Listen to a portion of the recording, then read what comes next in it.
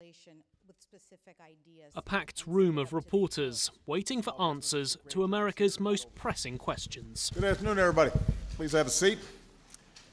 I hear you have some questions for me. This press conference had been planned rather differently. A week after winning a second term, but no chance to revel in re-election. Celebrations pushed aside by sex scandals and fiscal cliffs.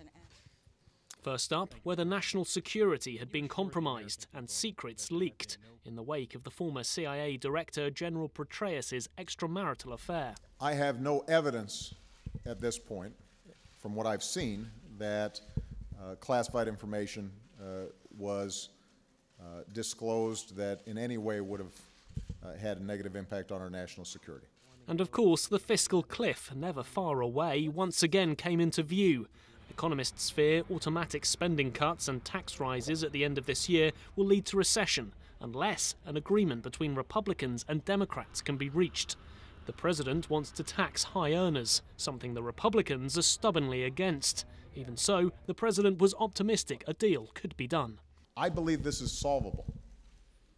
I think that fair-minded people can come to an agreement that does not cause the economy to go back into recession, that protects middle-class families, that focuses on jobs and growth, and reduces our deficit. I'm confident it can be done. So I recognize that we're going to have to compromise. And as I said on election night, compromise is hard.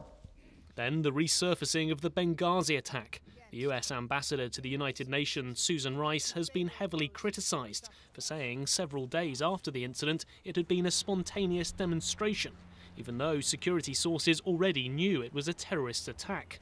Rice is in the running to become Secretary of State.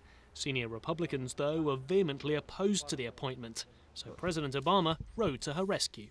If Senator McCain and Senator Graham and others want to go after somebody, they should go after me.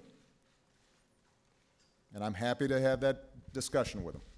Questions over, and it was back to work. An afternoon meeting with business leaders to discuss how to avert the fiscal cliff.